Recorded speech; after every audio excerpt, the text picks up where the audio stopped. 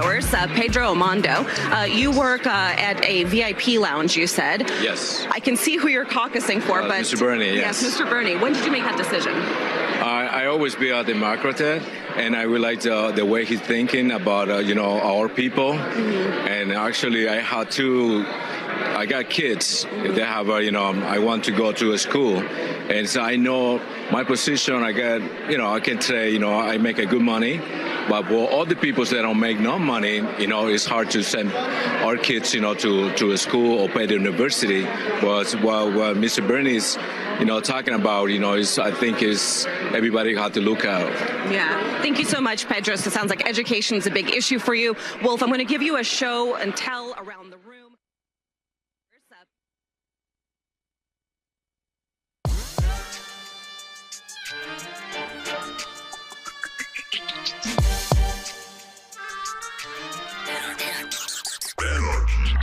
Welcome to the Michael Brooks Show. We're broadcasting live from downtown Brooklyn, USA, where we say Bernie fucking crushed Nevada with super producer Matt Leck. Bernie's going to win.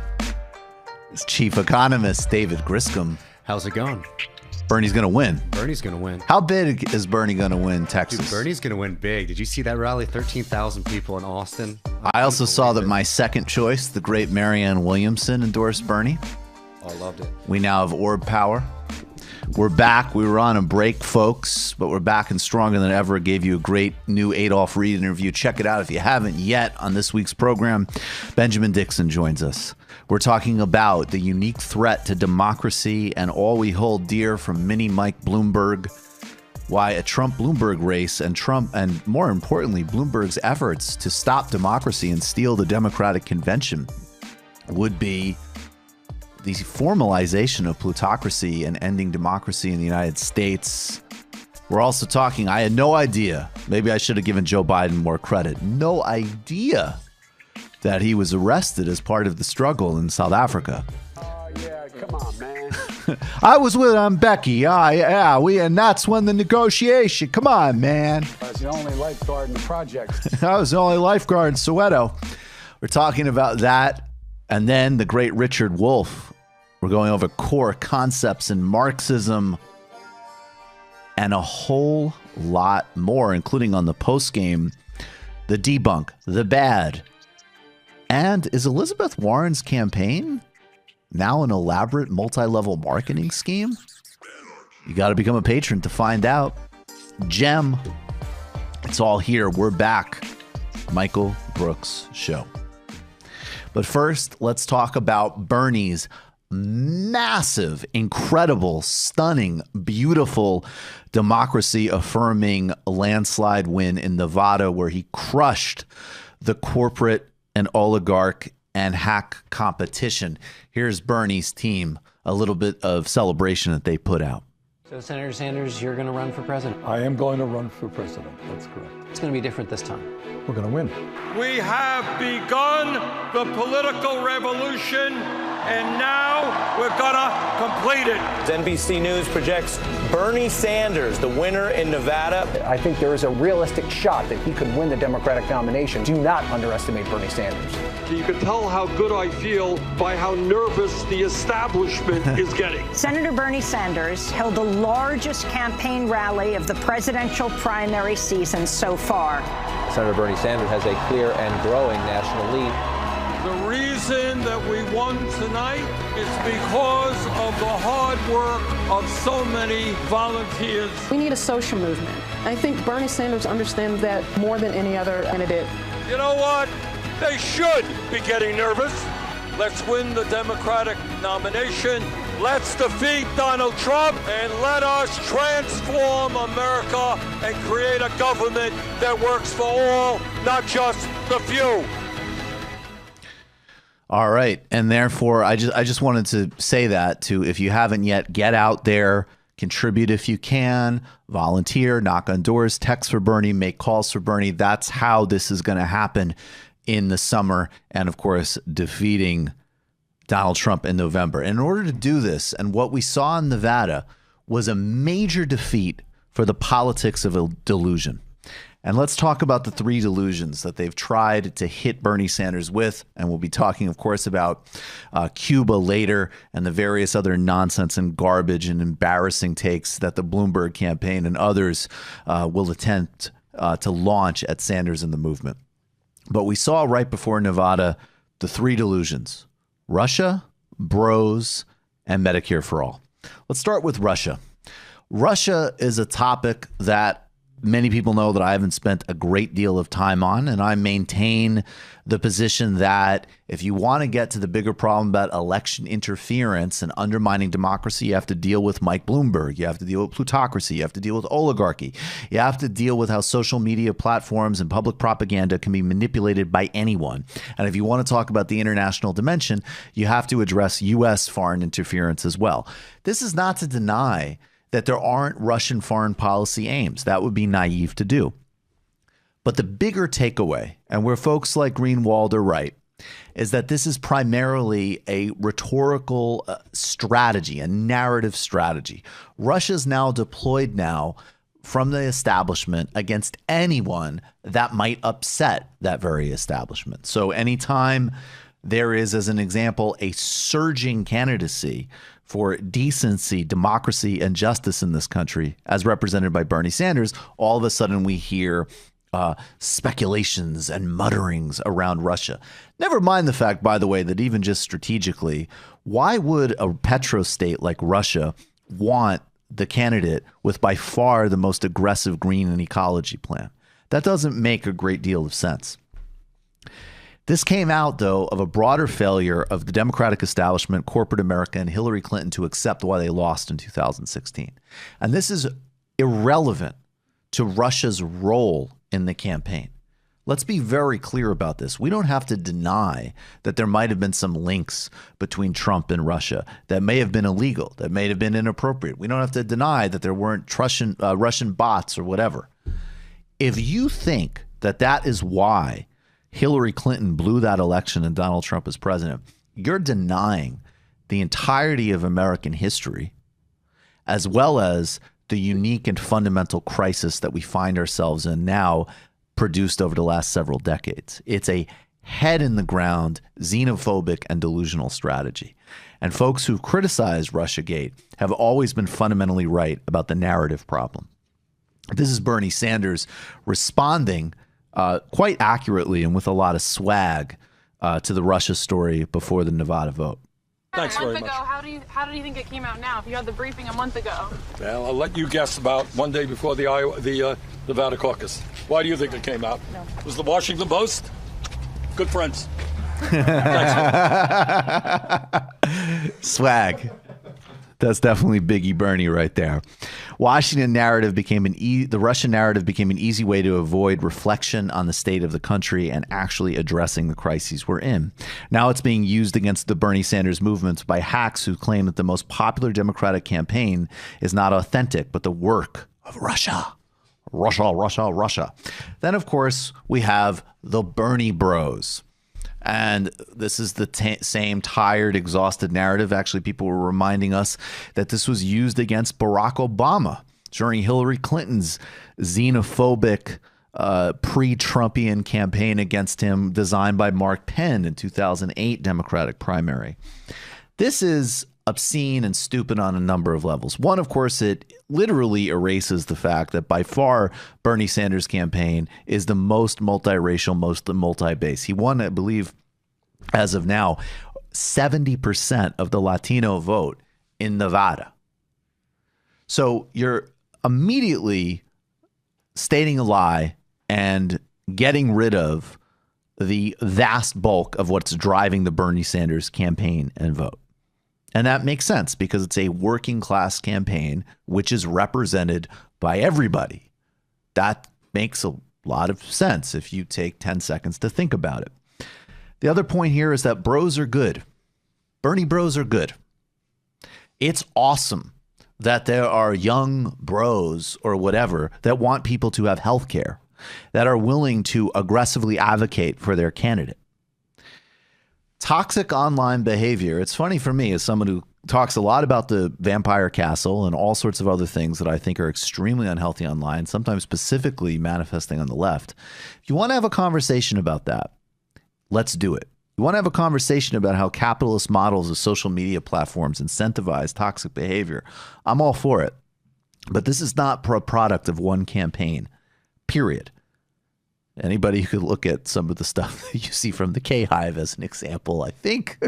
It's what happens when democracy meets the internet. It's what happens when democracy and capitalism and a highly modified technology that incentivizes certain behavior sets, meets the internet. So we can have that real conversation. It is stunning and mind-blowing and offensive and sickening and delusional and embarrassing that people who will defend Joe Biden's crime bill, who will ask you to listen to Mike Bloomberg's road to Damascus at exactly the moment he's running for president, apologies for running apartheid-style policies on young men of color in New York City, that they can fixate on people critiquing them online. There's a whole rhetoric, which I'm done with, as everybody knows. Rhetoric about privilege and fragility and all this stuff. I don't think it's useful for selling a bigger case. But wow. To actually be out in the public sphere, apologizing and advocating for violent policies, whether it means depriving people of health care, violently policing certain communities. And of course, not a second to be thought about what the U.S. footprint across the globe is, but to be whining incessantly because somebody might know something that you don't on Twitter, or you get made fun of for doing an embarrassing tantrum like Chris Matthews. This is insane. The Bernie Bro narrative is, of course, cynical and dishonest and ridiculous, but it is a product of such mental, emotional decline and such barbaric entitlement of the American elite that it actually does become something too important to talk about. Because if you're leveling that charge, you are almost certainly revealing yourself as being in an utter state of delusion, decline, and rot. And as I always say at the end of this talk, Bernie Bros, of course, ridiculous term to describe the largest coalition in American politics. But also, thanks, bros. Keep tweeting, bros. Medicare for all. The establishment-linked leadership of the Culinary Union attempted to fearmonger about the idea of every single American having full, high-quality health insurance. Well, you know who rejected that fearmongering? The actual rank-and-file members of the union membership, because they care about not only themselves having good health care, but their friends, their family, and their neighbors. They're driven by justice and decency. And oh, whoa, shock of all shocks, their actual concern about the material well-being of their fellow workers and citizens also overrode the Bernie Bros who tweeted mean things at the Culinary Union. If you shared that press release from the Culinary Union unironically, I can't even put into words how embarrassed you should be. The rank and file cared about actual things. That's why they came out and caucused for Bernie Sanders. We all know that unions no longer having to spend their time negotiating on health care means that they can fight for higher wages. Here's the good news. As much as the elites and centrists are stuck in the politics of delusion, working class America is not. The decision of culinary workers in Nevada to go against their union leadership and come out overwhelmingly for Sanders shows that. The politics of delusion is losing its grip, and its proponents are lashing out at the realization that they aren't in control anymore. People want health care, livable wages, an end to kids in cages, and a systemic fight against the global ecological crisis. The politics of delusion fundamentally come from a place of fear. The politics of not me, us is about courage, and it's winning. All right, folks. And speaking of which, let's get to the shout out. This is really funny because this is fun. This shout out will start with the opposite of a shout out. This is CNN's Chris Jensen. Oh, yes. Shout out. Shout out. Shout out. My brain is still in recovery mode. Shout out. It's been a while since people heard Dave. My brain is still in recovery mode. Shout out. Shout out. From taking in so many high-level important ideas. Shout out. Shout out. From taking in so many high-level important ideas. Now, actually, I have a question about this. The dial of ideas. I like talking about ideas. High-level ideas. The exchange of ideas. Shout out. Shout out. High-level. Still in recovery mode. Looking forward to sharing more ideas. Does Mike Bloom? Where does Dave Rubin go in an era where Mike Bloomberg is spending this amount of money on campaigns? Is something to think about. Actually, I haven't really kept up with Dave, but I wonder what he is saying about Bloomberg. I don't know. I have no idea. I just think it's an interesting idea to explore. CNN's Chris Jansen. All I could say is she's reporting from Nevada, where Bernie Sanders is crushing it with this incredible coalition powered by workers. And, you know, especially if you're an on-the-ground reporter, obviously, if you're a talking head on one of these channels, you can say whatever kind of defamatory nonsense you want. But reporters are at least still supposed to pretend.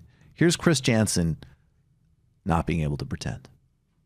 Largely people of color. Of those, the majority are Latino, and they are clearly, at least from eyeballing it, strongly in favor of Bernie Sanders, with Joe Biden coming in second. Brian? Can you play that one more time? It's unbelievable. Like, your job is to sort of, I'll play it in a second, but your job is to, like, know what sort of English you're putting onto your English, I guess is what you're trying to say. Indeed. Here it is. Bernie Sanders Listen, one above. Let's just one more time. It's delicious. Largely people of color. Of those, the majority are Latino, and they are clearly, at least from eyeballing it, strongly in favor of Bernie Sanders, with Joe Biden coming in second. Brian? Now back to Chris and James Carville having complete emotional mental breakdowns. This is part of the Bernie Sanders team in Nevada, including Congressman Chuy Garcia, who just endorsed him. Chuck Rocha is not there, but of course Chuck deserves a huge amount of credit for this win. And we want to shout them out for the incredible organizing in Nevada. This Sun Belt strategy, mobilizing the Hispanic community, is going to be indispensable for winning in November. And if Tom Steyer and Mike Bloomberg were anything other than dangerous jokes and embarrassments, they would stop this nonsense of running for president and dump tens of millions of dollars into registering voters across the country, and particularly in Arizona, and be backing civil rights and voting rights lawyers across the country if they were serious for a second about beating Donald Trump. They are not. Which they are not. Here is the Bernie Sanders team celebrating in a way that recognizes Chris Jansen's contribution. Bernie!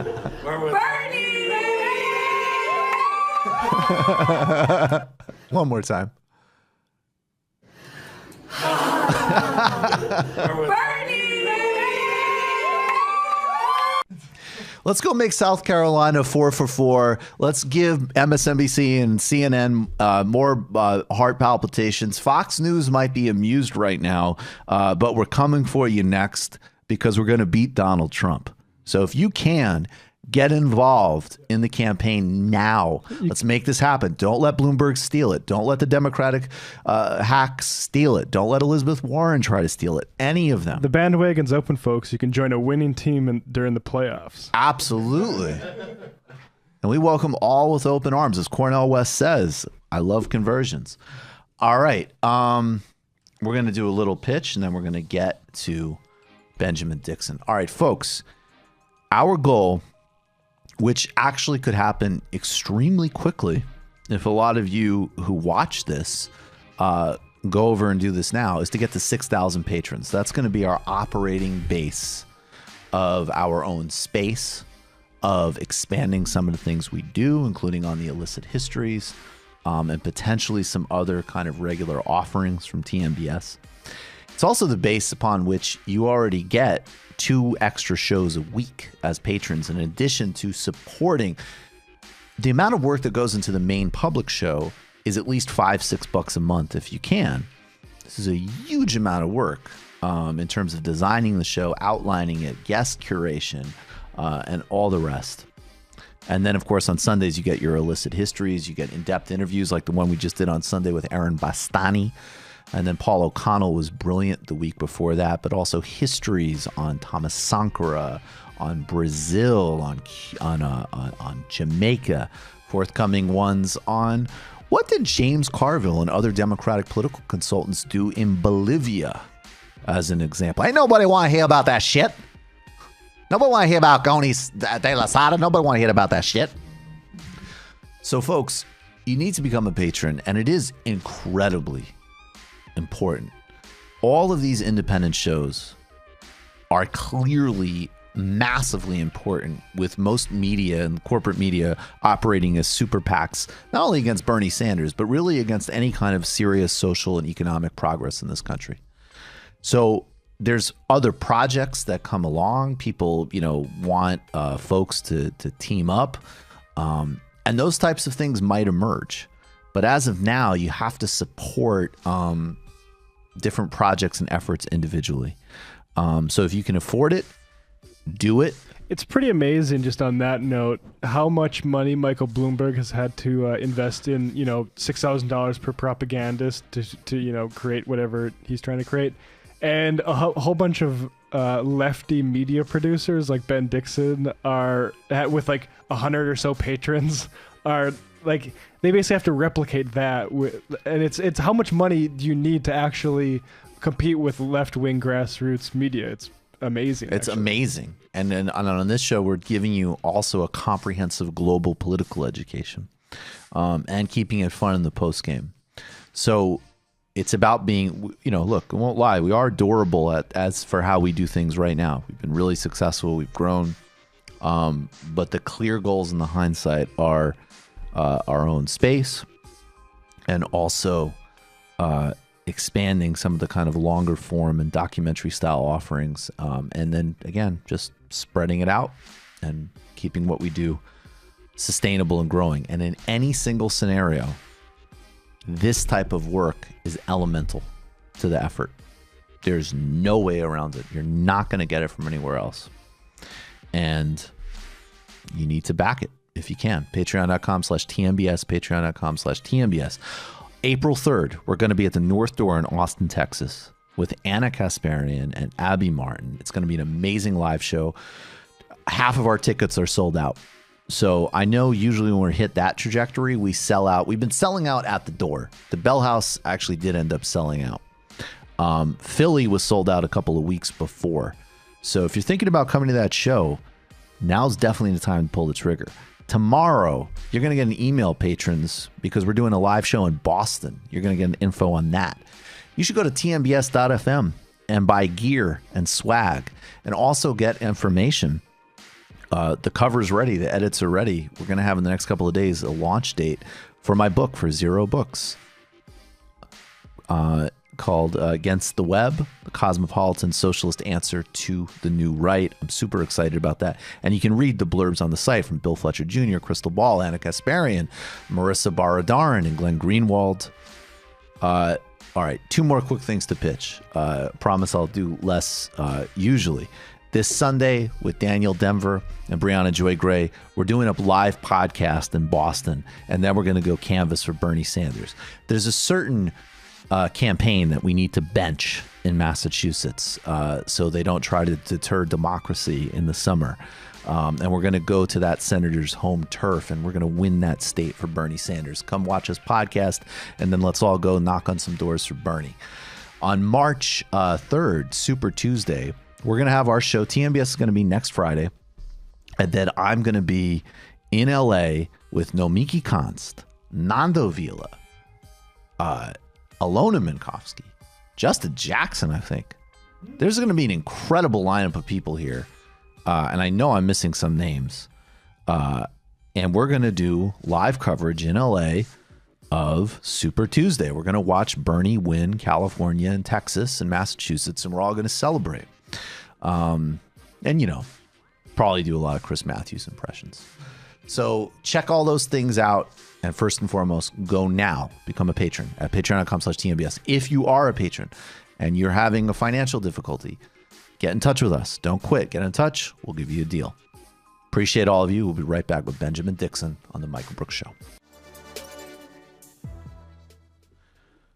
Welcome back to The Michael Brooks Show. Joining us now is the great Benjamin Dixon. It's been too long. He's the host of The Benjamin Dixon Show. He's also the editor and founder of the Progressive Army. Benjamin, are you there? I'm here, sir. How are you? It's so good to have you on, Benjamin. And first, I just want to salute you because, look, I think a lot of us in the space, I think we do a lot of really important work in different ways. And you did something that, let's face it, news organizations with tens of millions of dollar budgets didn't do, which is pull out a horrifying piece of sound of Mike Bloomberg talking about his stop and frisk legacy. So I won't obviously, we're not the CIA or the NSA. Don't tell us how you got it, but tell us about it. Listen, man, look, I got it by doing the most basic research.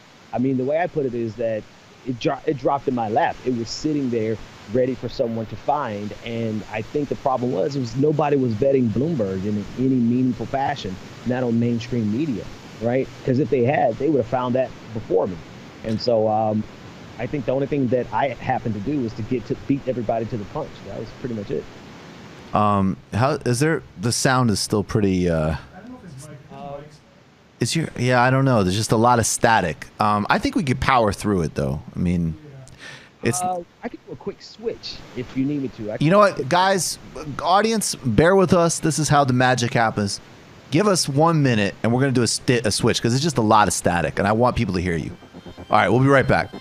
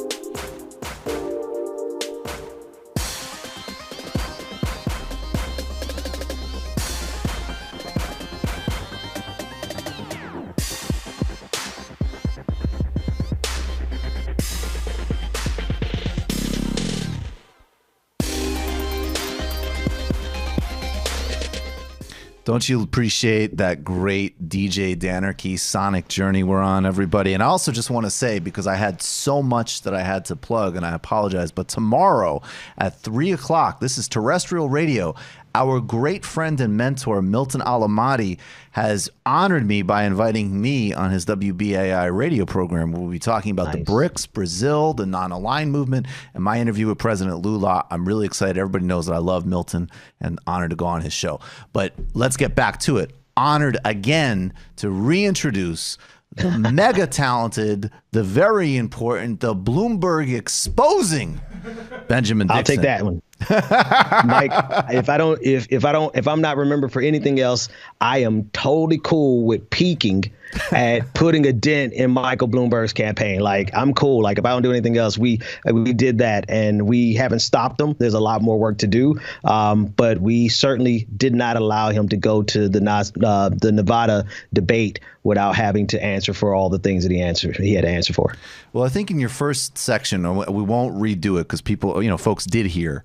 Mm-hmm. Yes, A lot of this is out there just for people to kind of actually engage in and look at. And we're talking on a whole terrain of issues. I mean, just as he can micro-program a propaganda campaign on every channel because of his wealth, we can hit him back on everything from racism to, frankly, I'm totally comfortable. If he wants to talk about guns, you know what? I'm frankly comfortable saying, you know what? Yes, we're moderate on guns. You're an extremist who terrorized people of color and got nothing done. Right. And we have a campaign of common sense proposals that actually might appeal to a broad swath of the country.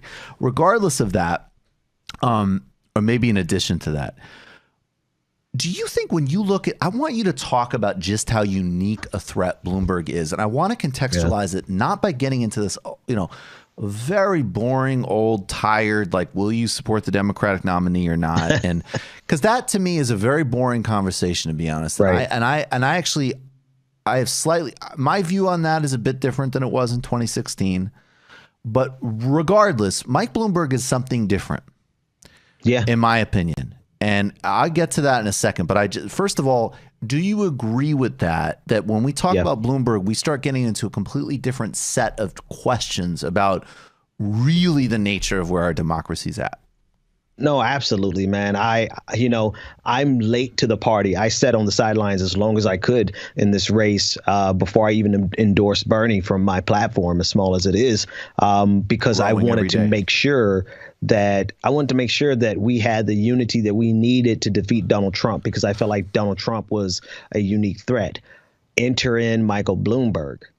I feel like Michael Bloomberg is a greater threat to democracy, small d democracy, than Donald Trump. And I think Donald Trump is an imminent threat. I feel like we have to do whatever we have to do, politically speaking, to get him out of office. But I feel like a billionaire stepping down from his throne, right, to come and seize democracy from us in order to make sure that he doesn't have to spend $3.56 billion every year in a wealth tax. And that's just for Elizabeth Warren. So imagine what he's going to be spending with Bernie Sanders, right? That's the context that I think everyone has to look at this in. This has nothing. Michael Bloomberg is not trying to stop Donald Trump. Michael Bloomberg is trying to avoid paying about $14 billion in taxes over the first term of either Elizabeth Warren or Bernie Sanders. So I think he's a unique threat because he's shown that there's so much propaganda that has been drenching the minds of people who consume mainstream media that they are willing to accept one racist Republican oligarch over the next. And I think that is a unique problem to our democracy. So long story short, in 2016, I would be like, in 2020, I wanted to be like, listen, I want Bernie Sanders, but if Amy Klobuchar gets it, I would still vote, blah, blah, blah, blah. But I'm not voting blue no matter who with the Republican oligarch. There's just no way in the world. And because we can't, I guess what I'm saying, because we can't, like Matt Karp said on my show recently, that even as much as, and I'm not at that point, particularly in New York, I'm very clear that, I frankly wouldn't vote for any of them besides Bernie, frankly. Right. But this is not a moral statement. Understanding the difference on a material level of even the worst Democrat, a Hillary Clinton, a Joe Biden, a Klobuchar, a Buttigieg, and recognizing, though, that these are still individuals that represent the corporate oligarchic wing of a complex political project versus the unmitigated oligarchy itself. Exactly, man. Like, this guy has stepped down. The ruling elite, the ninth wealthiest person in this country, he has stepped down from his pantheon of billionaires, right? And graced us with his presence in order to preserve himself, because he doesn't believe that the corporate wing of the Democratic Party is capable of stopping what the masses, what the unwashed masses are demanding. And so he's saying, I'll do it myself. Like, he really saw himself as some type of omnipotent being who could just come down and seize this with his money, with his pocket change, man. That's the thing that gets me about this dude, is he's doing all this with his pocket change. He's not going to miss any of this money that he's spending.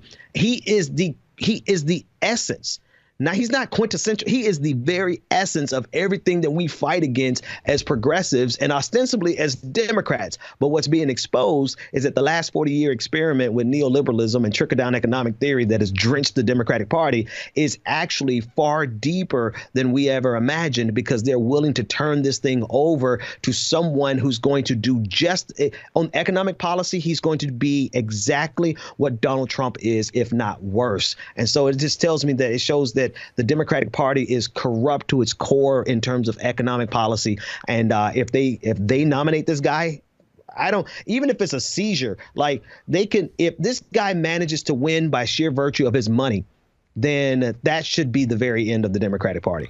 Yeah, that means we're done. And as a final part, or we're not done, but I would say we're really done with electoral politics. That's when the whole terrain of these conversations actually have to shift in a real way to what does it look like when you're organizing outside of that electoral vehicle. Yeah. I want to spend a little bit of time on Biden and the cable tantrum. But before we do that, there's the other threads I want you to hit on with Bloomberg that strike me as really important are that there's two trends with him that, again, are really, I think, put things into really stark, very stark. So Bhaskar Sunkara wrote a column for the New York Times a couple years ago, which was great, where he basically said, look, these are like mind spaces. They're not literal, but let's say you have Finland Station, which is Lenin going into the Soviet Union for the Soviet Revolution, and set everything else aside about the Soviet Union, blah, blah, blah. The goal of that in 1917 and what he was doing in that moment was the idea that you're going to have a greater democracy across every part of Russian society, political and economic.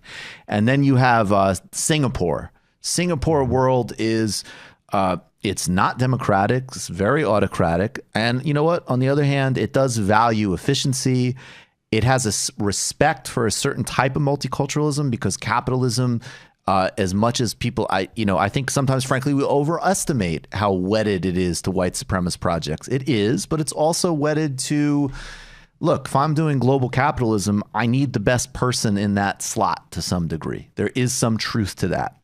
And you see that in a place like Singapore. It's very multicultural in terms of we're all doing business and we're all producing things. And we're, if the best engineer is from Nigeria and the best, PR person is from, wherever, that's how it needs to be. Again, please, before I get all the tweets and comments, I know that there's still an enormous amount of problems in that system, but it is a different from the third area that Bhaskar pointed out, which is Hungary Station, as an exemplifying the resurgence of the barbarous neo-fascist right, Donald Trump, Orban, Bolsonaro. And a lot of us have said that basically the Democratic Party is on some version of that kind of Singapore world, which is basically, let's have unequal, barbarous capitalism, but let's have a little bit of diversity at the top. If the only two choices in the world are between diversity at the top or apartheid capitalism, we pick diversity at the top. But people like us are still fighting for a world where there's actually justice and dignity for all as a possibility. Bloomberg, it seems to me, is the formalization, even down to him praising the Chinese model, of him actually talking about drug sentencing laws in Singapore, just like Trump has. Combine that with stop and frisk, not just as something in his background that he wants to disavow, but actually as a model. This is how it will look in polite society in the 21st century. It's not going to be Trump saying a whole bunch of shit. It's going to be like, well, that makes the most sense. And incidentally, we've got the Barack Obama internship program for, the handful of people that we're going to diversify our company with. That's what it is. And that model is going to be nationalized with Bloomberg. Yeah, I think so. A lot of people talk about the racism in the clip that we found. That's not what bothers me the most. And, maybe it should, but I'm just desensitized to it. I cover racist shit every single day. But what bothered me the most was his governing philosophy, right?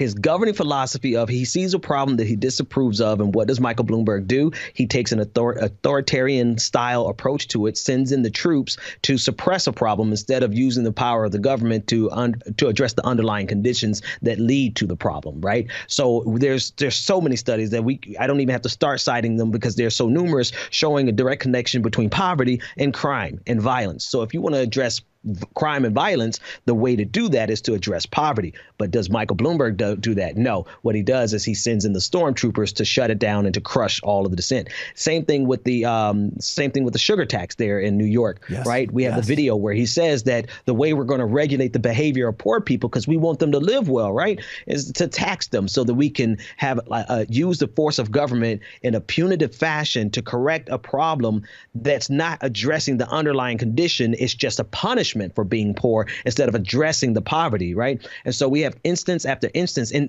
again with guns, right? A lot of people applaud him for what he's doing with guns. No, but like I hate to actually say, like that's some authoritarian shit right there, right? Yes. And so, so he has an authoritarian vein in him that he justifies. Like it's well thought out. It's methodical. This is his deeply held worldview. This is not an anomaly for him. This is who he is. And that did not change just because he wanted to become president. And so he started apologizing. He just started apologizing so he could become president. But who he really is an authoritarian billionaire oligarch. The very worst of everything that we can imagine would come through his administration, because watch this. Who's going to check him? Who's going to tell him that we can't even control this one billionaire, was he worth $2 billion, Donald Trump? We can't on his control vision him. board. No, on his vision board, right? We can't control him. But now talk about a person who's the 9th richest person in America. Who is going to hold him accountable when he's buying the silence of so many people? Never mind the people he's buying endorsements from, and he's just outright hiring people and pouring money into their charitable organizations. But now he's able to buy silence. So my question is like, if you really believe in Michael Bloomberg, you really have to pause and ask yourself, who's going to hold him accountable when he begins to do what he has shown us he believes is the thing to do based on his governing philosophy, which is really authoritarian. I'm sorry. And again, that loops back to the other point of like, well, how much of it with these people in the center and in the elite is it just, they don't like Trump's manners. And that's it. That's it. Oh, no, absolutely. Like we've seen that on so many policies, right? They still voted for the military expansion. They still voted for Republicans, particularly voted for his tax cuts. They love the tax cuts, right? And so this is what I try to remind people all the time is that, Mayor Bloomberg, he can win. He could buy his way to the presidency, but he also wins if he loses to Donald Trump, right?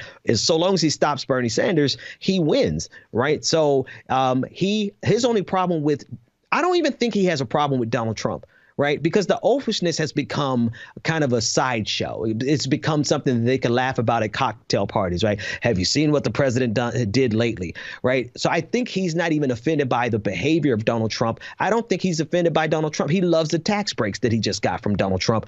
He is not in this to beat Donald Trump. He's in this to beat Bernie Sanders particularly, and I think Elizabeth Warren secondarily. The last thing I'll say on this, and I hope everybody will kind of do this as a social media thing at least. Mike Bloomberg, first and foremost, but also Tom Steyer for that matter.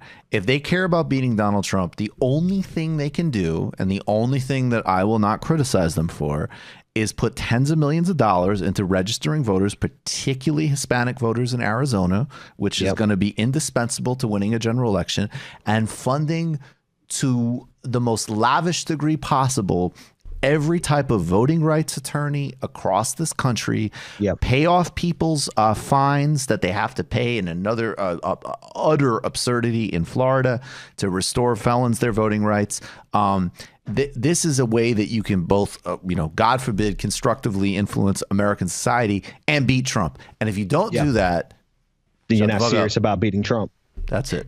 They're not serious about beating Trump. I think the one good thing is I saw a report that the fines and fees that former prisoners have to pay in Florida, I think a judge recently ruled over the weekend, if I'm not mistaken, that they do not have to pay those fines. Okay, great. I'm going off of memory, but you're right. That should be, if they're serious about stopping Trump, they would put their money there.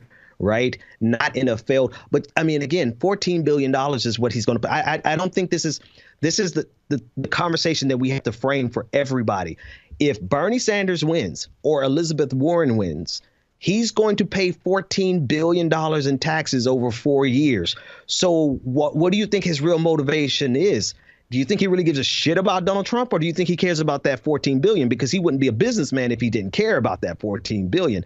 And so I think part of the narrative has to be to convince enough Democratic voters that he is what he is. He is a Republican oligarch trying to save his tax dollars. And that's all he wants. And catch this, he can get that even if he loses to Donald Trump. So for a lot of people who believe he's in this to beat Donald Trump, we got to really show them that he wins. Michael Bloomberg wins even if Donald Trump wins. Absolutely. And don't be a mark. Don't be a sucker. This is a billionaire who wants to buy your party and cut Social Security. Like, come on. Yeah.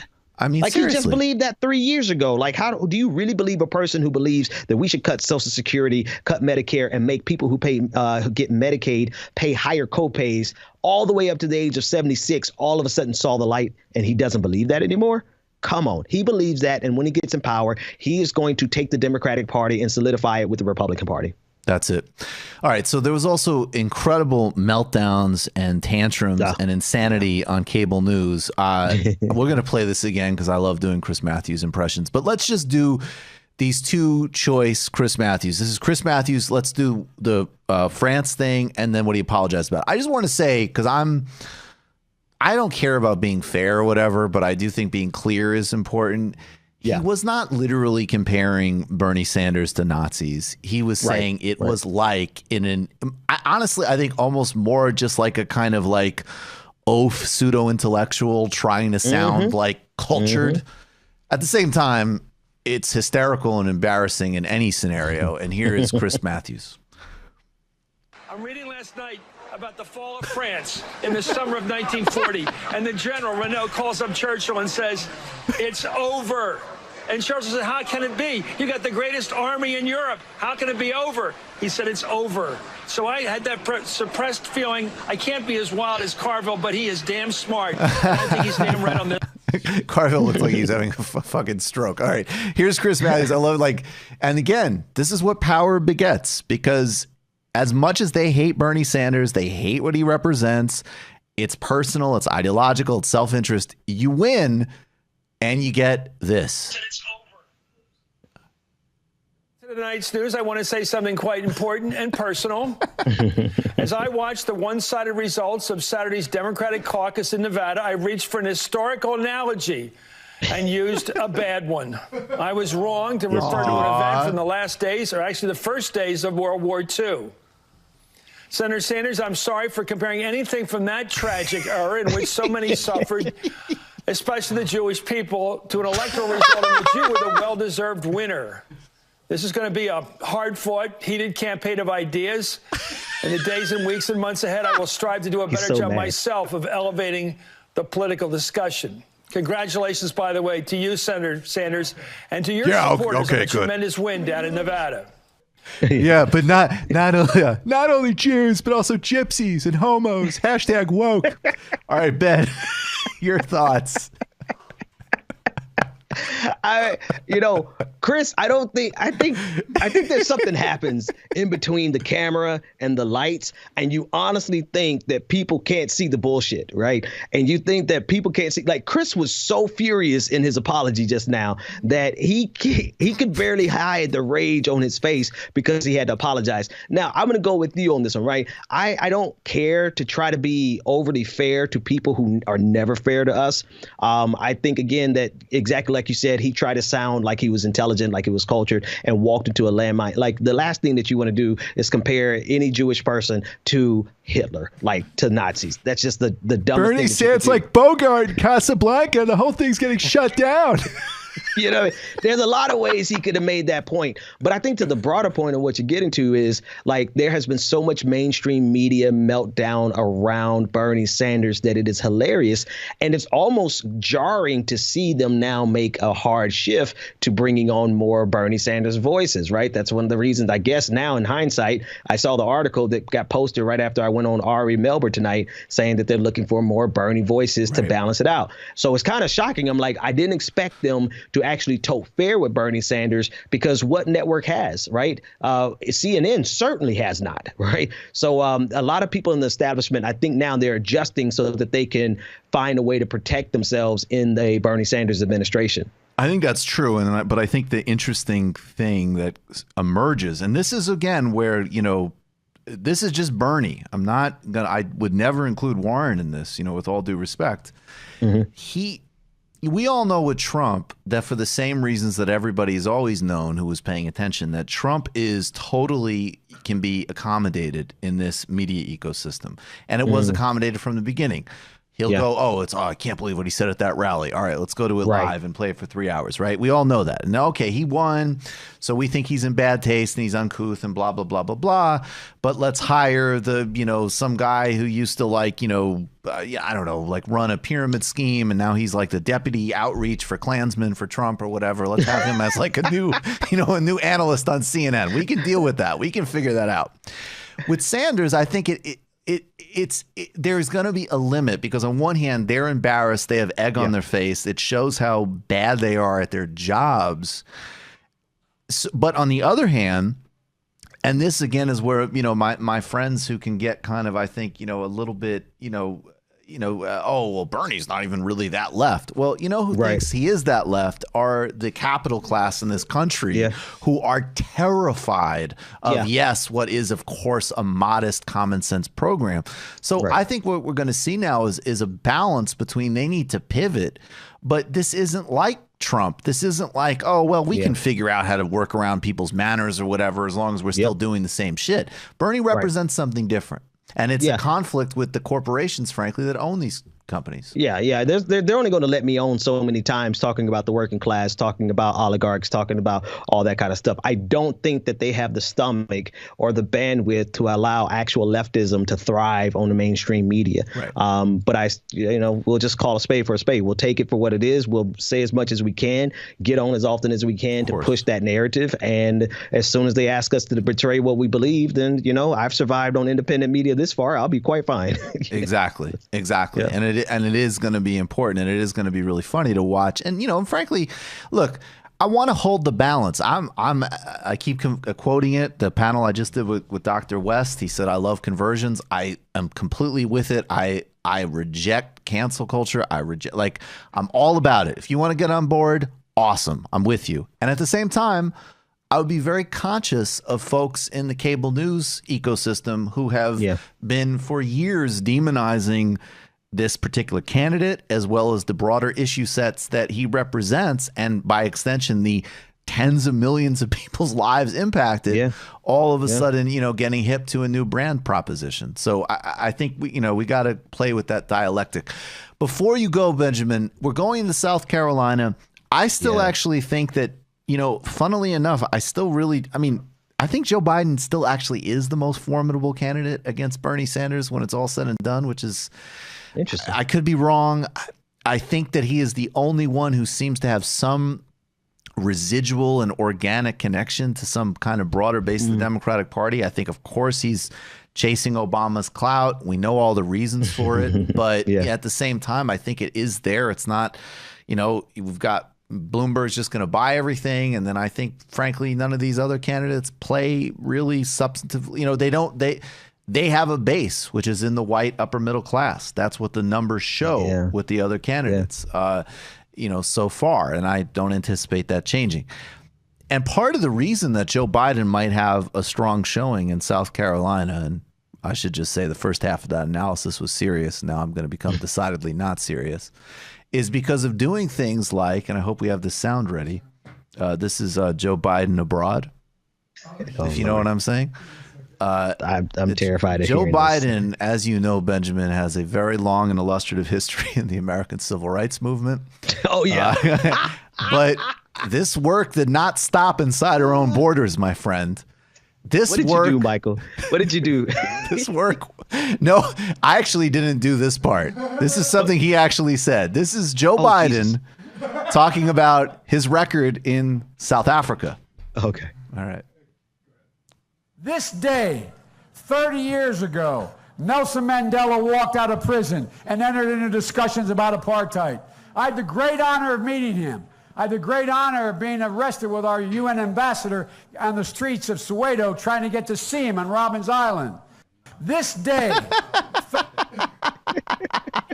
Did you catch that? Did you catch that? Wow. Did you just 1 minute? Did you catch? He just it went by said, so fast, but did he? You know, can yeah, you play it for Benjamin one more time?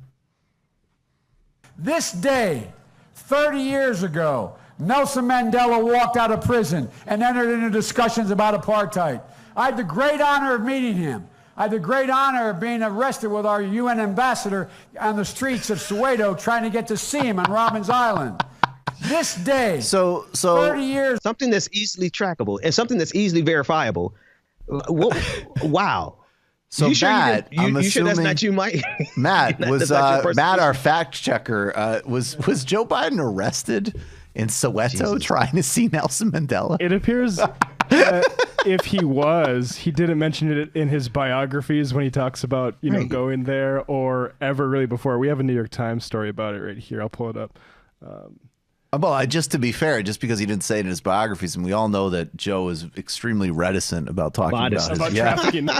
He's a very modest guy. but here's oh man, here's what's wild about this is that every politician embellishes. Everyone makes some kind of origin story, right? They give themselves and they lie around the edges, right? It's marginal. Yeah. But when you lie about getting arrested in the apartheid movement with the Secretary General or whoever he was with, like that's some easily verifiable shit. Like, come on, man, what is going on with this dude? I'll just read a little bit from the New York Times here. It says, but if Mr. Biden, then a United States senator from Delaware, was in fact arrested while trying to visit Mr. Mandela, he did not mention it in his 2007 memoir when writing about his 1970s trip to South Africa, and he has not spoken of it prominently on the 2020 campaign trail. I was the only lifeguard in Soweto. Andrew Young, a former congressman and mayor of Atlanta who was the U.S. ambassador to the United Nations from 1977 to 1979, said that he had traveled with Mr. Biden over the years, including to South Africa. But Mr. Young said that he had never been arrested in South Africa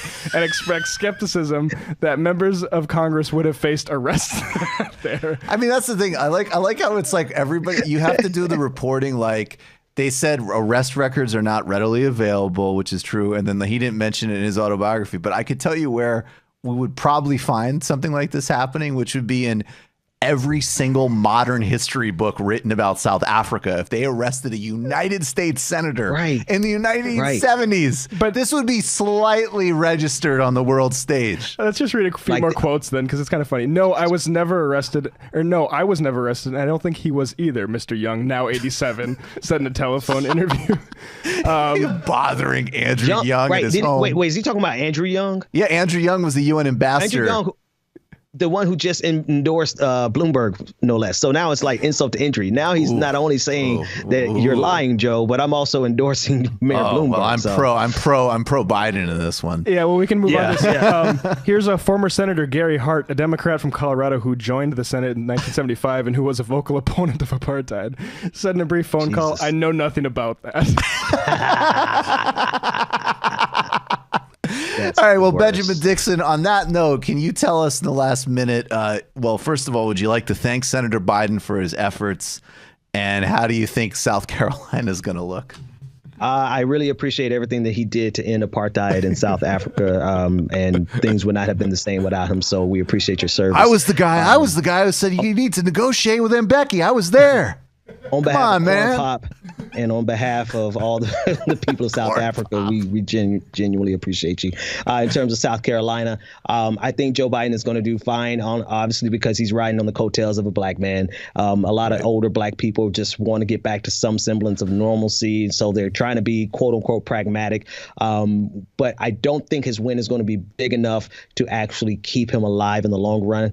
I think Mayor Bloomberg is going to be throwing some interference on Super Tuesday. If Mayor Bloomberg was not in the race, I think South Carolina and then Super Tuesday would revitalize Joe Biden. But with Bloomberg in there, thankfully, kind of sort of, he's in there enough to continuously water down all of the moderates. But we have to find a way to kick all of them out once and for all. And I wouldn't be surprised if the establishment goes ahead and does what they should have did in the beginning, which was to rally behind Elizabeth Warren. But this is the last thing I'll say.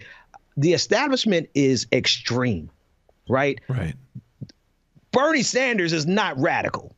Right. Elizabeth Warren is pretty much standard fare Democratic with maybe one or two policies that seem pretty progressive, and it's cool, fine. But even Elizabeth Warren is too much for our extreme Democratic corporate shill party.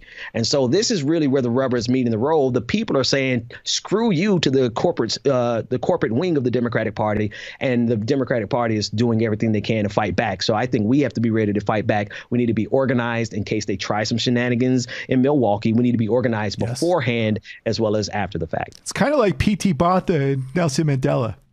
That's what Bernie Sanders is like. Benjamin Dixon, thank you so much as always. Really appreciate you. Please, everybody, go check out Benjamin's Patreon page and every other thing that you could find and support his excellent work, including the exposure.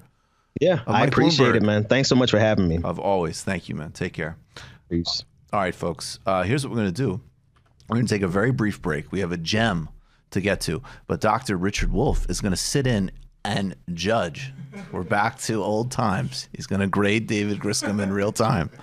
Grading Griscom. It's called Grading Griscom tonight. It's not the Griscom Economic Update. It's Grading Griscom.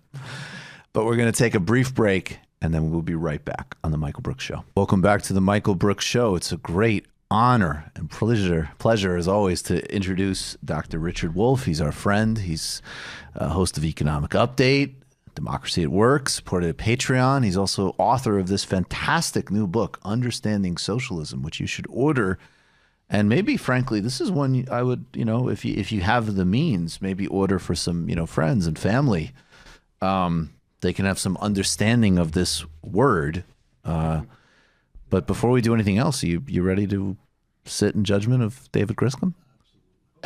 Wait, is Dr. Wolff up? Uh-oh.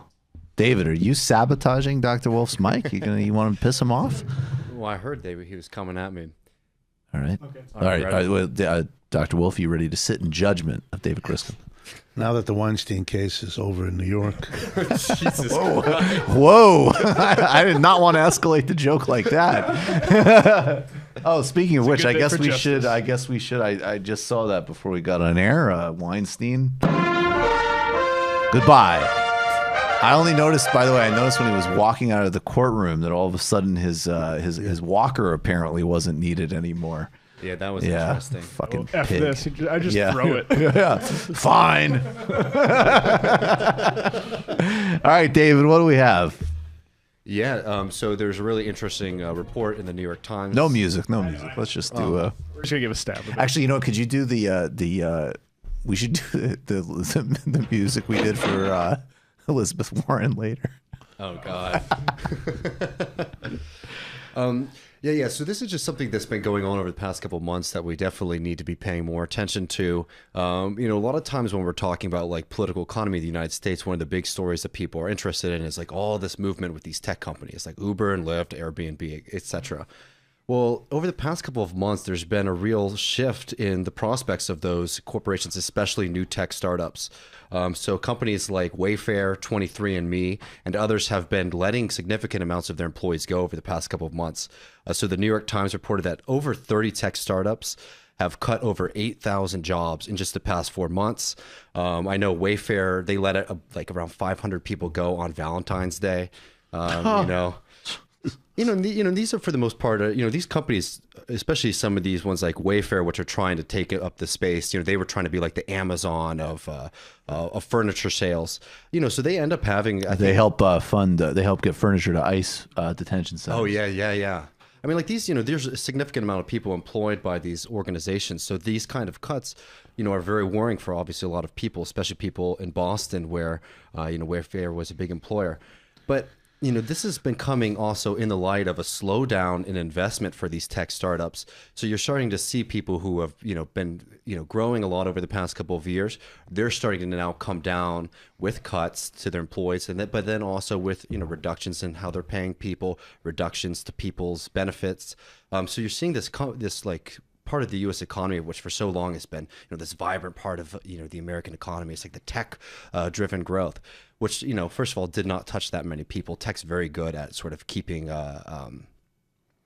profits going to a few folks, and not something that is really trickling down to the average person. But even in those organizations, we're actually starting to see like a very significant tightening. So you look at what happened with SoftBank, which is like primarily when you're talking about organizations like Uber and specifically with WeWork, their $100 billion vision fund has been pushing a lot of these corporations that had no path to profitability.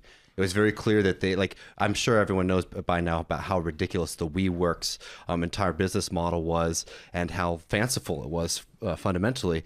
And this is something that's just been propped up by this massive investment organization. So you're seeing all this movement and all this kind of like, tech is something that has like so much overconfidence, especially like Silicon Valley organizations. And you've been seeing these narratives like, oh, we are in the future now, everything's changing.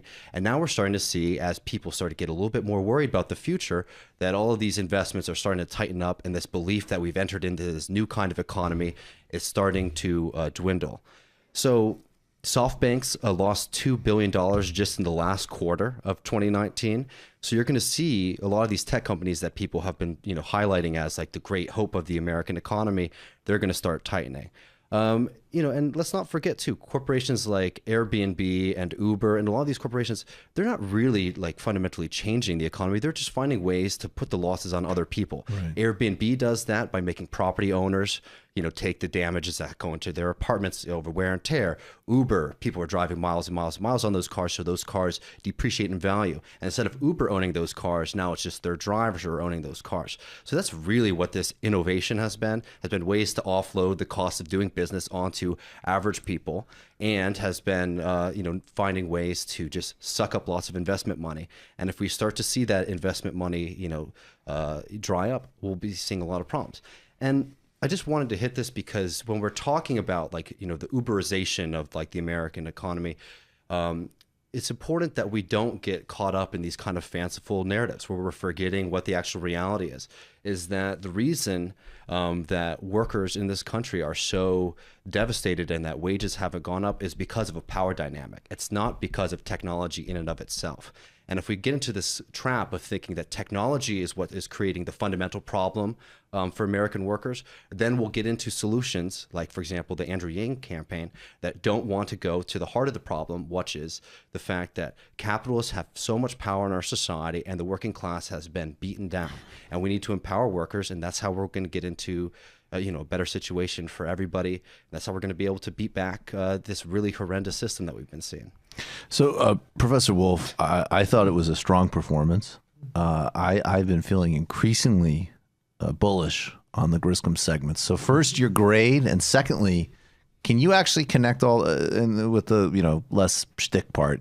I mean, what does this phase of the economy we're in tell us about the limits of where capitalism even has to grow in its own terms? Well, I think the report is very, very good. All I would do is add a little bit more to it, and that's not a criticism because you can't do everything. You have a limited amount of time, and focusing in on the investment pace, if you like, in this business and how it puts at risk tens of thousands of workers is a good place to focus. So what I would like to do is give it a little bit more context within the broader capitalist system. And it starts with the fact that we now have a capitalism that has gone really to an extraordinary extreme of inequality. We've literally erased everything that was done to compress the distribution, to make us less unequal, that was started in the 1930s and continued into the 1940s, the New Deal and all of that. We have now basically undone that. If you look at the distribution of wealth and income, we're back to the 19th century. We've eradicated whatever the 20th century in the middle was able to do.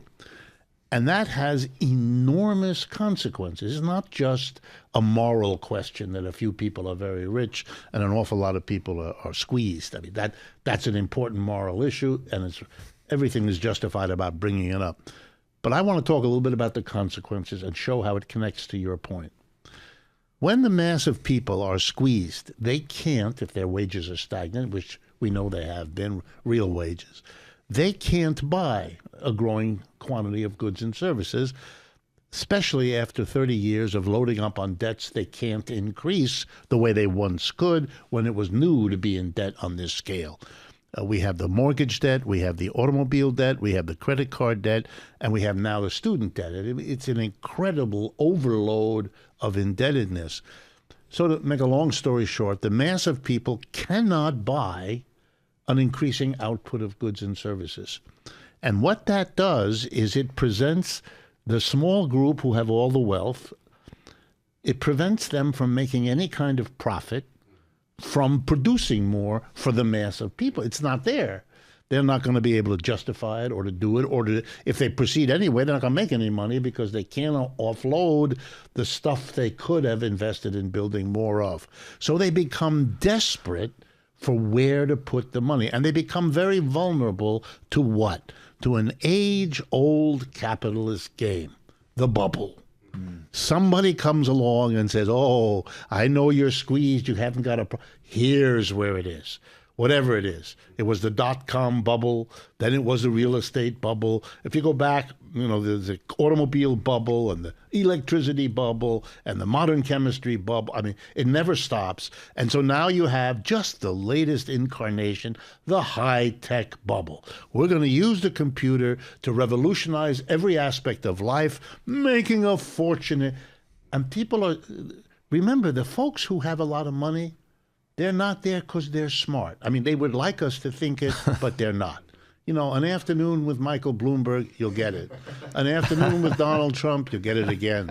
I went to school with people who, all of those people, or their children, and there's nothing, I mean, that story is ridiculous. So they're very vulnerable. And they're looking for some way to make money. One of the reasons you've seen the run-up in the stock market is that's a bubble. That's a place to go where the money can quickly make more money because they're not producing anything. They're simply buying and selling from each other in a game in which everybody wants to make more money. Everyone's desperate. So playing the stock market is like playing high tech.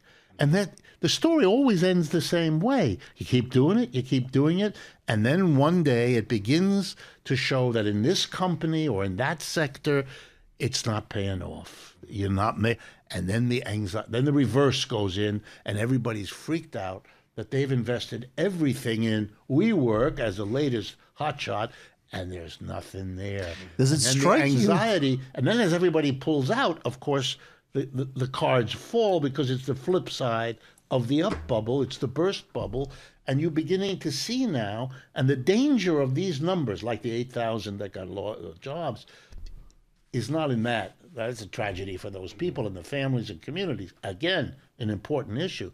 But the real risk is when does the trigger happen that those numbers begin to be circulated and all the other people who've poured their investments into this hustle begin to withdraw. If you take a look at today's stock market, if you, literally, there you see the panic begin to go nuts. Now, it's claimed it's a panic about the virus.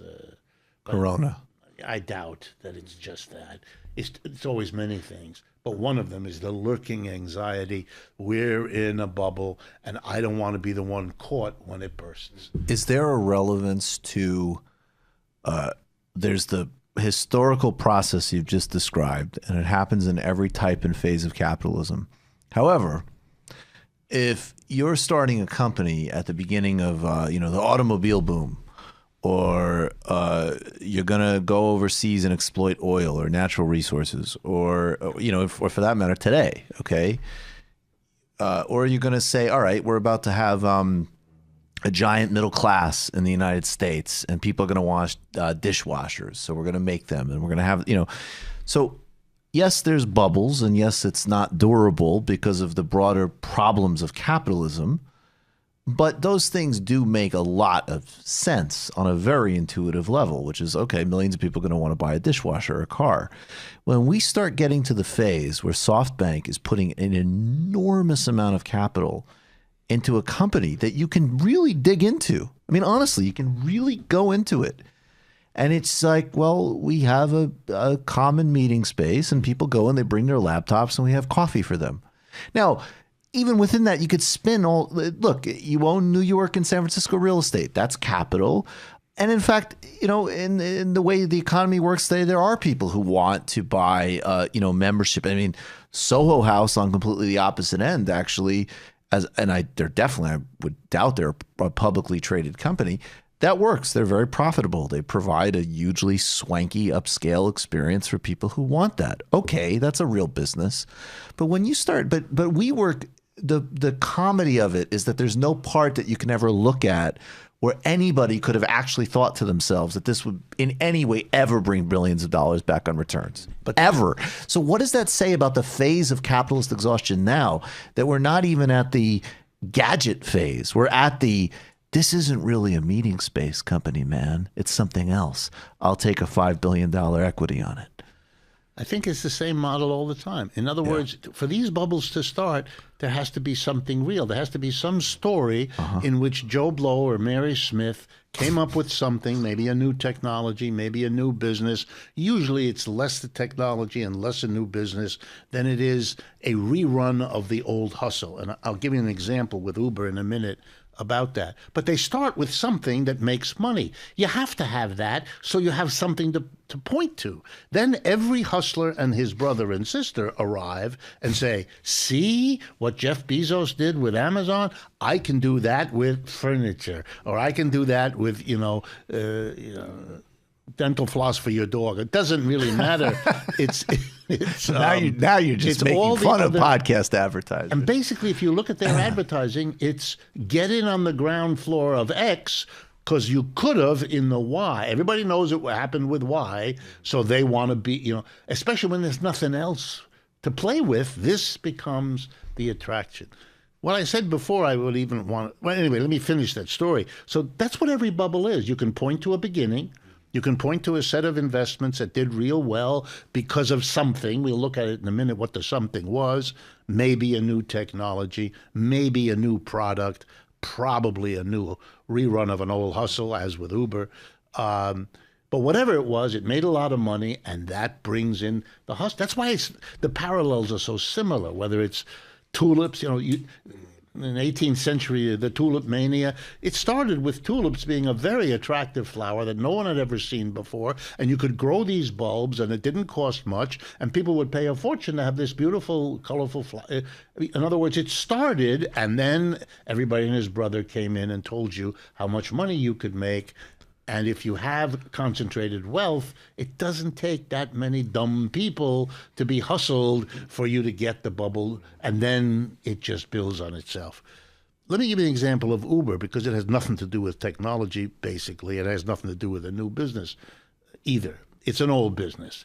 I'm going to exaggerate, but to make the point. All Uber is the attempt to get around the social arrangements for taxis. When the taxi business starts, which is a century ago, before even there were automobiles, you had basically the taxi idea was with horse and carriage too. The idea was very simple. Use one set of vehicles to transport lots of people. So the vehicle doesn't sit in the garage 24 hours a day waiting for you to take a ride, because that's really inefficient. It's like the difference between a single-family home and an apartment building. It's much more efficient to live in an apartment building. All right. So what happens right away is that capitalists get involved. They want to make money off of the taxi business, whoever developed it. And so what do? They try to jack up the price, and they try to cut corners on the cost. And the end result is you have accidents because they didn't maintain the carriage.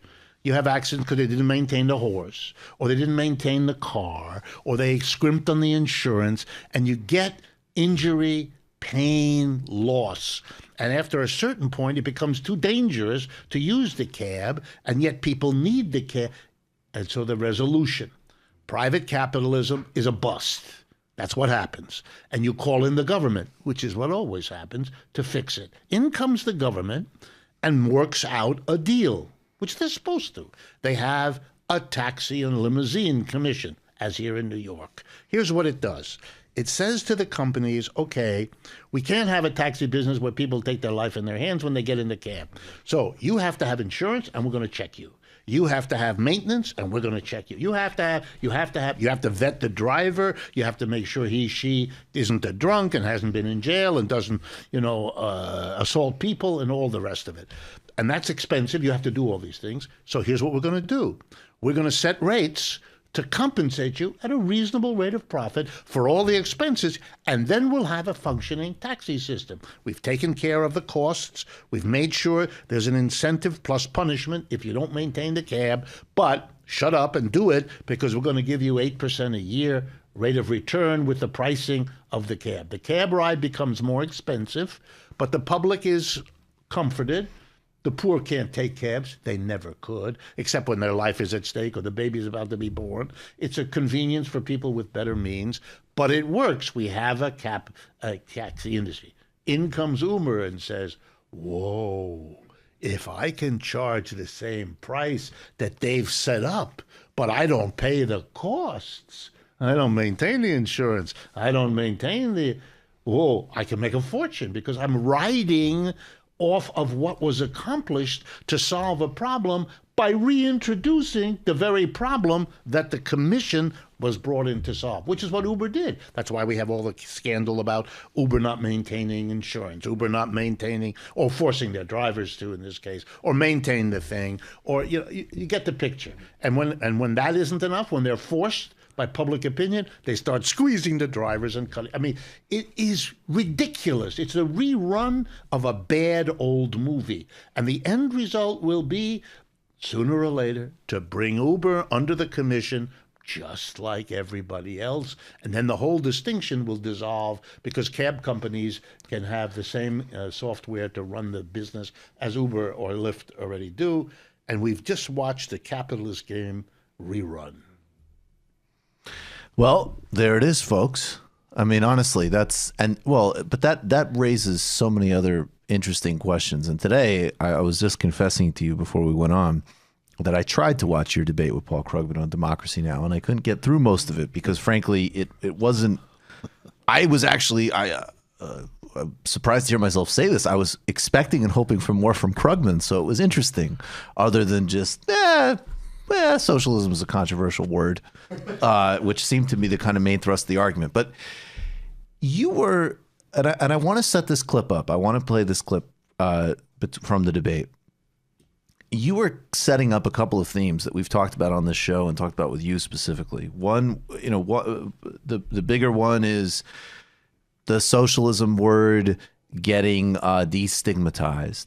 Another, which is actually, once it becomes destigmatized, becoming a much more sophisticated about how we talk about socialism and the different brands of socialism. And I want to talk in the post game about, because the new thing with to try to demonize Bernie is, common sense comments he's made about the success of the Cuban government, as an example.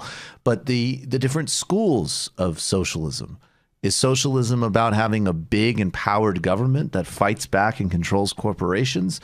Yes, in certain traditions. Or is it about actually moving to a genuinely post-capitalist, post-governmental world? What does that even look like from the perspective of labor, economics, and cooperative economics? Really, really interesting questions.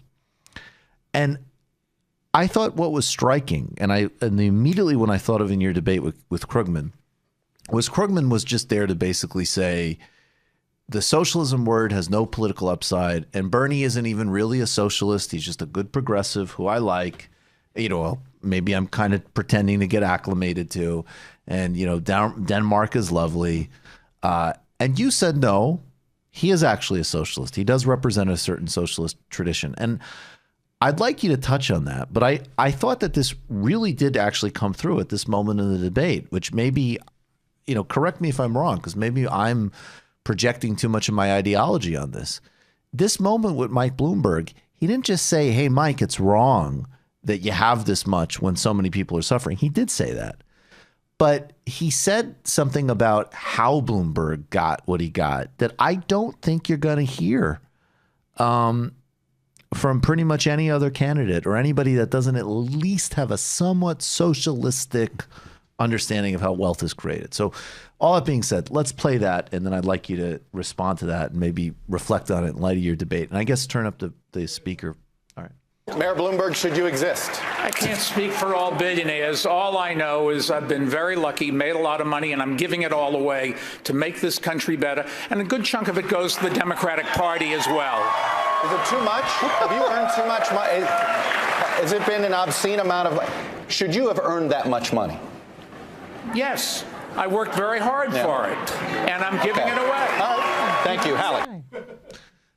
What is the part, though, that still goes on, right? Okay, we need Bernie's response to this. Just to me. It is your policy. Thank you. It is my policy, and I'm very proud of that policy. All right? What we need to... They're either talking about the wealth tax or the corporate board stuff. Right, and the corporate board stuff was significant. Yeah, all right. To deal with this grotesque level of income and wealth inequality is make sure that those people who are working, you know what, Mr. Bloomberg, it wasn't you who made all that money. Maybe your workers played some role in that as well. Look at Bloomberg. It's important that those workers are able to share the benefits. Also, when we have so many people who go to work every day and they feel not good about their jobs. They feel like cogs in a machine. I want workers to be able to sit on corporate boards as well so they can have some say over what happens to their lives. And all Bloomberg had in response was, this will just help Donald Trump. But I just want to outline this really clearly because, okay, we have that this is immoral and grotesque. Absolutely. I think actually pretty much everybody who isn't, completely demented at this point would have buy-in on that. But then we have, how did the wealth actually get created? Maybe your workers have something to do with it. And then we had alienation. It wasn't just a policy about being on this corporate board. It was people feel terrible in these jobs. How do you, to me, that is actually a very clear expression of some type of democratic socialism coming through. Absolutely. I don't know where to start. There's so much. On Krugman, in case we come back to it. Please. He was extraordinarily nervous. I could not understand why.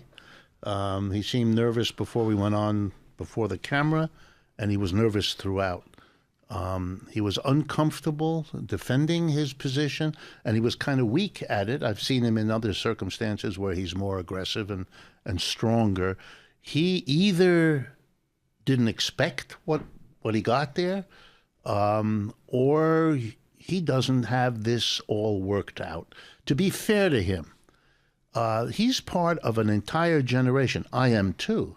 But he's part of the mainstream, and I'm not. And what that means is he decided as a young man in graduate school, learning to be an economist, and he and I went to the same basic schools, which is why he knows who I am and all the rest. He made a decision that most made, which is to stay as far away from Marxism and socialism as you could get. There's no percentage in it. Nobody wanted to hear it. But we're talking the Cold War here, 60s, 70s, 80s, 90s. It was not good for your career to show the slightest interest other than a dismissive, back-of-the-hand approach. So to be blunt, they don't know much about this subject. It's not because they aren't smart. They are smart. It's not because they don't have the capability. They do. But this was something not to get near, and so the result is what you get if you don't get near something. They don't really know. So he's able to say, big mistake right at the beginning, Bernie's not a real socialist, as if there is such a thing. I make a little fun of him. I say, where's the agency that gives certificates as to who's real and not?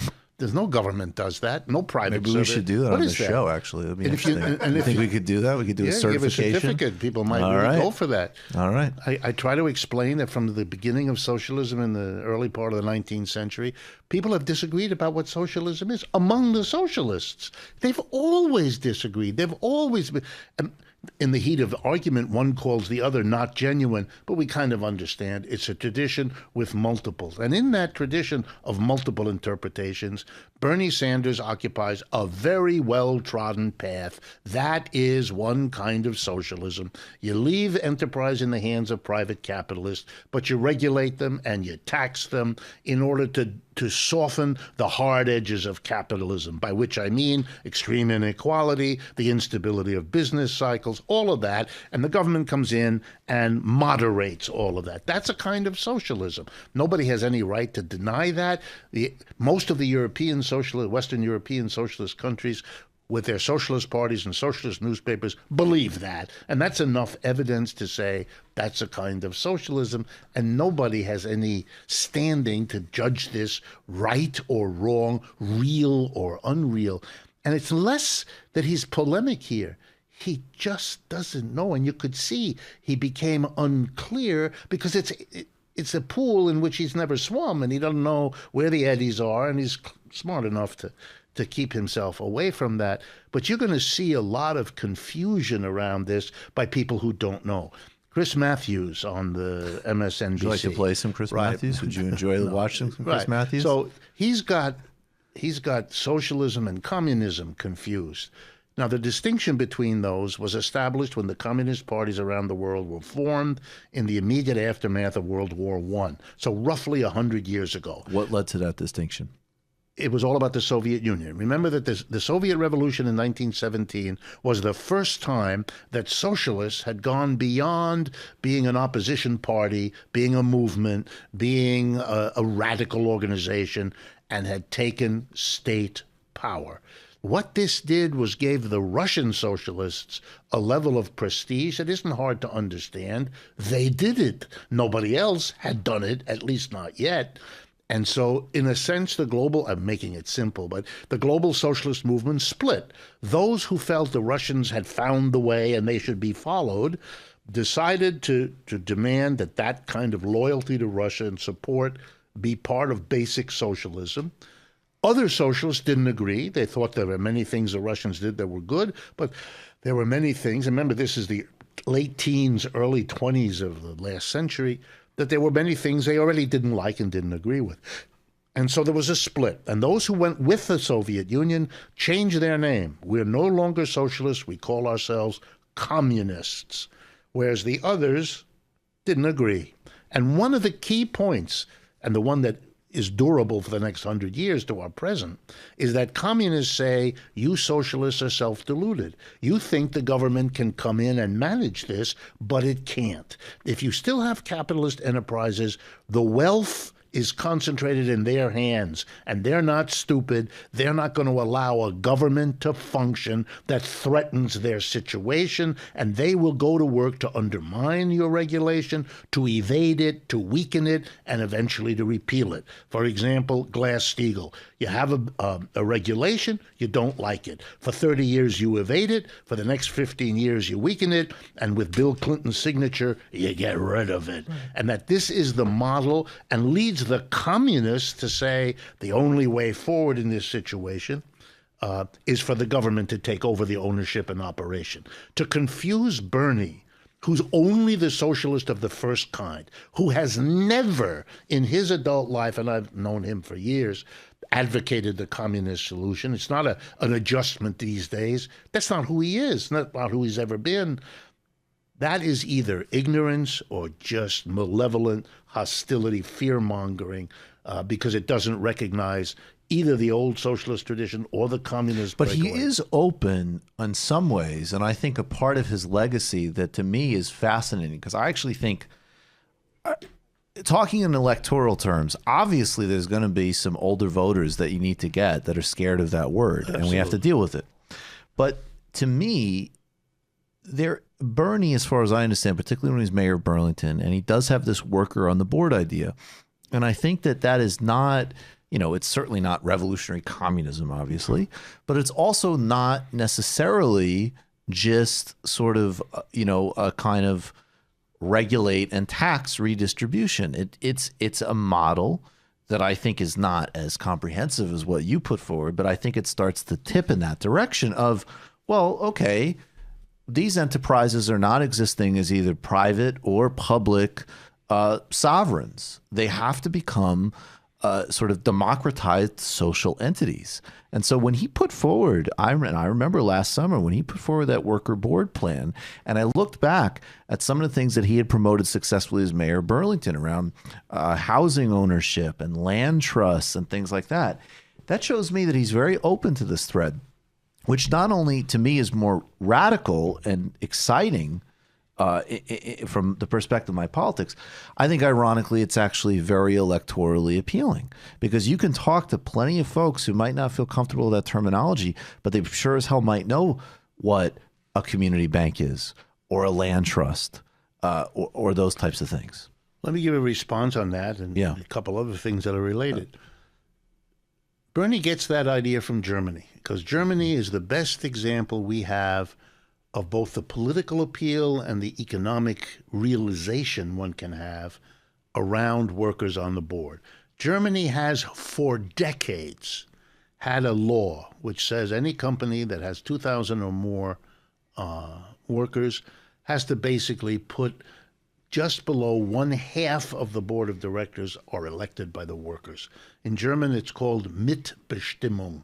And what that means is determination with. And Mitbestimmung means the workers are with the decision makers. They have a determining voice. Now, they're outvoted slightly. So, yes, the capitalists hold control. But they have to inform workers know about what the plans of a company are long before they do here in this country. They understand the strategic. They can be a control over the books. There's all kinds of real valuable power. Now, the socialists pushed that in Europe, in Germany. The socialists won it. But so successful was it, so popular, that the conservatives, in and out of power, leave it alone. They can't undo it because it would be an eruption.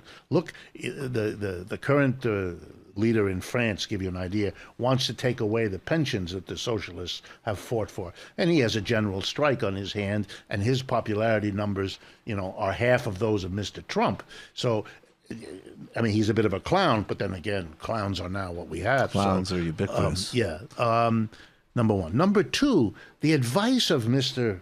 Krugman, Professor Krugman, or Dr. Krugman, or whatever. His advice was, lose the socialism. That's funny to me. Right? Lose the socialist name. Yes. An advice all kinds of centrists are giving. Yes. Now, it strikes me you have to be extraordinarily dense to give that piece of advice when you're talking about Bernie Sanders. This is a fellow from Brooklyn, a classic left-wing leading young socialist who leaves Brooklyn and moves to Burlington, Vermont, from the major city to a very small city out in the middle of nowhere near the Canadian border. Okay. But he holds on to his social. He's a little socialist. And as a socialist, he becomes active and known in Burlington. He eventually gets on the city council as a socialist. He then runs for mayor as a socialist. Then he runs for Congress as a socialist. Then he runs for Senate as a socialist. And now he's the front runner for president. He did all of that with the socialist name. Why in the world would he get rid of it? It's his horse. It's how he got here. That's the advice of a person who doesn't understand anything that happened here, who lives in a world of polling, whereas Mr. Sanders is a real winner riding the horse of socialism in a state that has lots of older people, lots of people that were scared by the Cold War, lots of people with an individualist, rural, all the things that you're supposed to worry about will never be. They love Bernie up there. Can we actually play, and I want to say it's even more impressive because I believe he was not even on the city council. He went straight to mayor. He ran multiple statewide races, which he lost by massive margins by, and they saw a path to him becoming mayor, and he won as an independent, self-proclaimed socialist. By also, by the way, and people should take note, doing things that he's absolutely going to need to do, like, you know, running against the developers and the gentrifiers, and also getting the patrolmen's union, because the police were getting their wages messed around with. And that was very savvy of him. Can we find that moment in the debate? I don't know if it's handy, but it should be. It's all over the place, where Lester Holt asks Bernie about the socialism polling. You know what I'm talking about? This is exactly what Professor Wolff was talking about.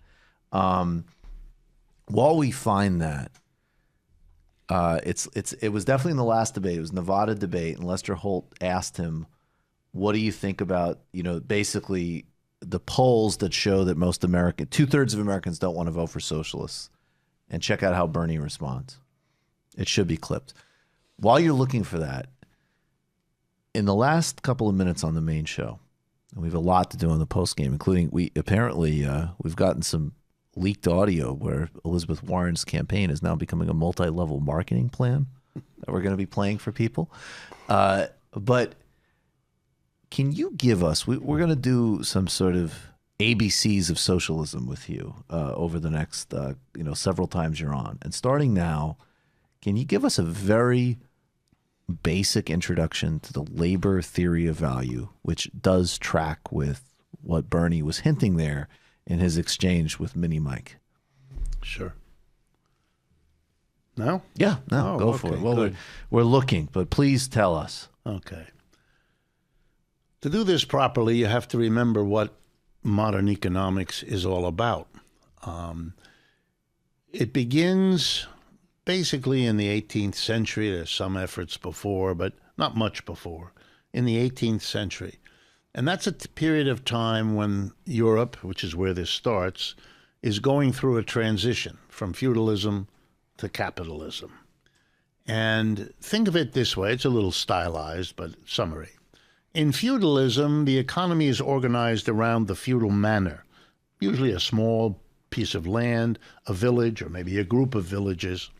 I sent it to you, Matt. Yeah, which have a kind of a basic problem. We produce dairy, we have cows, we grow crops, we make pots and pans and clothing.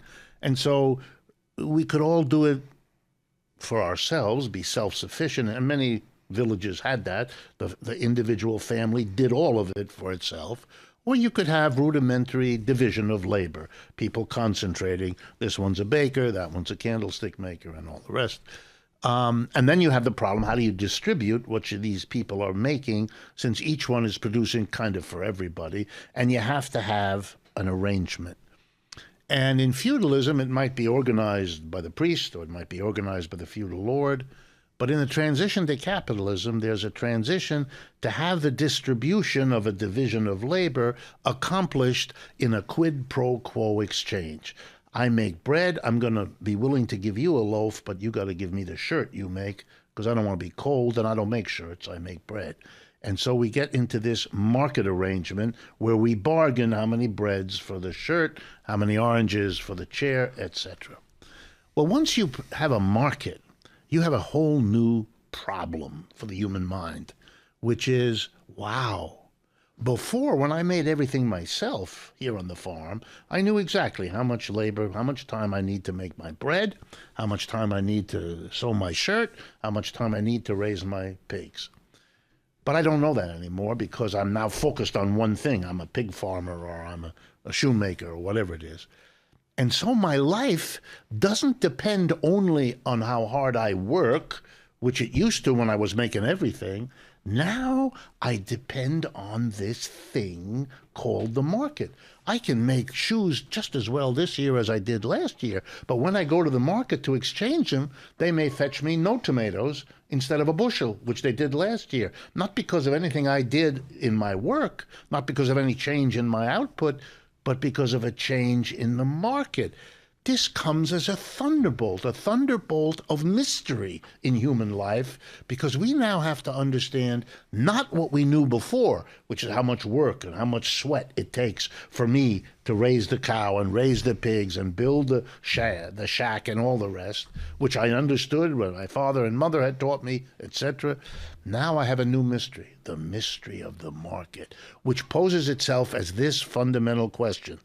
Why are the prices of the things I buy and the things I sell what they are? I need to get some control over my life to have a theory of prices. Why do markets, why is the cell phone worth this and the book that and my pair of shoes the other? The mystery of them, and that's what people set themselves to produce. And the language they used was what explains the value of things when we trade them in the market. Not some intrinsic value, what do you think about the thing? No, what does it get you when you come to market with X and you want Y? How's that work? What determines the ratio of X's for Y's? In the effort to understand that, theories were developed, a variety. If we had a lot of time, I'd take you through them. But I'm going to focus on the ones that became most important because they were invented, basically, by Adam Smith and David Ricardo, typically understood as the founders of modern economics. Both of them subscribed to, and this may shock some of your listeners, the labor theory of value. For those who think that Marx invented the labor theory of value, I have bad news. He didn't. Marx took the labor theory of value from Smith, who invented it, and from Ricardo, who modified it, and he modified it again. So it is correct that Marx had a labor theory of value, but it's a derivation, let's call it. It's an adjustment to what he learned from Smith and Ricardo. And he found it fascinating that they had linked the value of things in the market back to something more fundamental that caused that, namely, to use Adam Smith's language, the toil and trouble it takes to produce something. That has an important role to play in determining the value. How hard, how much work do you have to produce? So Marx did that. Adam Smith and Ricardo took the labor theory of value and used it to analyze capitalism as people who loved capitalism, who supported it, for whom they could enlighten the world about how wonderful capitalism was using the labor theory of value, which they did. Marx borrows from them, takes from them the labor theory of value, adjusts it, but what's important is he has a completely different goal and objective. He's using the labor theory of value to attack capitalism, to demonstrate why the human race can and should do better than capitalism. So yes, he borrows a tool, but no, it's not the same tool. But that shouldn't surprise anyone because he was on a different trajectory. He had a different goal. His goal was the critique of capitalism and going further. Here's the irony that you may appreciate.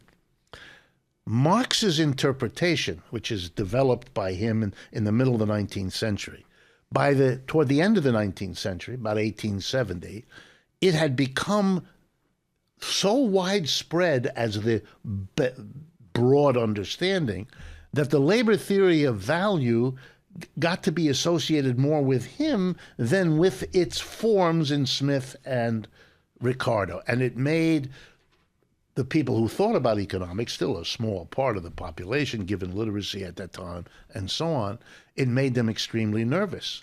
And they said, my goodness, this labor theory of value, yeah, it was developed by Smith and Ricardo, and they love capitalism, but the guy who's running away with it is Marx, and he's using it as a battering ram against capitalism, in a way I'll show you in a couple of minutes. And so there was a reaction. And the reaction was, we've got to undercut Marx. The people who loved Smith and Ricardo, distraught at where Marx had kind of taken the labor theory of value, came to the conclusion, roughly at the same time in French, English, and German-speaking Europe, that the only way to defeat Marxism was to drop the labor theory of value. Even though they credited classical economics, Smith and Ricardo, for having developed it, they said, look, we love them. They are the founders. We share with them a love of capitalism. But you got to drop this labor theory of value because of what Marx has done with it. So they made their goal the development of an alternative theory of why prices are what they are in the market. The same old question. By the way, Marx did not go, that was not his question. He wasn't interested. I'm going to exaggerate. I mean, he did some work on the subject, but his main interest wasn't why prices go up. He was interested in how people relate to each other in society. He was a socialist. He wanted to change the relationships, not among things in a market, but among the people who buy and sell and work together. So he was interested in value theory because he wanted to look at how labor has to be reorganized to make a better society, which I'll get to. But the others didn't. They wanted to answer the question, why are prices what they are, without the labor theory of value. And what they did, the person in England who did it, Stanley Jevons, the person in French-speaking Europe, Léon Valras, as he's called, and in the German-speaking, Böhm Bawerk, hyphenated last name. And they all came up with what is now known as conventional mainstream economics, that value is determined by utility, not by labor. The thing is valuable not because of the labor taken to produce it, but by the usefulness people find in it. So this is a radical, now we've got nothing to do with labor. We're not interested in the reorganization of labor. Labor now becomes something that is passive, that is organized by the technology in play, and there's nothing more to say about it. You have the necessary workers who the machine says you need, and almost as kind of a technological determinism. So this isn't just, I just want to really underline this. This is not a technical innovation in a technical field. This is an ideological pivot in a political field. That's right, 100%. So why? And it isn't that complicated. The reason the labor theory of value was junked, and why modern economics is all about utility theory, which is what is taught in every university, in the United States at least, but in many parts of the world as well. It's modern economics. Because it held on to Smith and Ricardo, it was classical, but because it dropped the labor theory of value, it was different, so it called itself neo-classical, which is the tradition of economics that we have now. But that's the truth of what happened here. Okay, so here's Marx's idea. When anything is produced, the producer, the capitalist in a capitalist system, buys a certain amount of inputs, machines, tools, raw materials, and they have whatever value they have. They cost him something. And when they get used up in production to produce something else, the value in them is transferred to the output made by using them up. But of course, let's use the example of a ladder. If you buy wood and glue and hammers and all the things you need to make a ladder, the value of the ladder at the end is greater than the value of the inputs that go in. And the difference is the value added by the laborer, the human being who uses the hammer and the nails to shape the wood into a ladder, thereby makes the ladder more valuable because of the labor added. To Marx, this is the labor theory of value. It took a bunch of labor to make the inputs. That the value or that labor gets transferred to the output. But to that is added in the production process, the living labor, he calls it, the human being using his or her brains and muscle. And now Marx makes a simple observation on which everything else sits. He says when the worker works, this living laborer, he adds more value than he is paid for doing the work. The capitalist gets a difference. The difference being, I'm going to pay you X, but when you work, you're going to add more than X to what you produce. And the more than X, I will realize when I sell the output, because the way capitalism works is you come to work, you pour your brains and muscles into this product, but as the product is produced, you have no claim on it. Your claim is the wages I will pay you. What the value is that you've produced that I have the right to sell is none of your business. But the capitalist knows that his well-being is to create the biggest difference possible between the value added by the worker, which is given by the worker's effort, and the value paid to him, and that's a negotiated deal between employer and employee. And the reason that employers are always trying to cut what they give to workers one way or another is not about they're greedy or nasty or unfeeling people. It is the way the system works.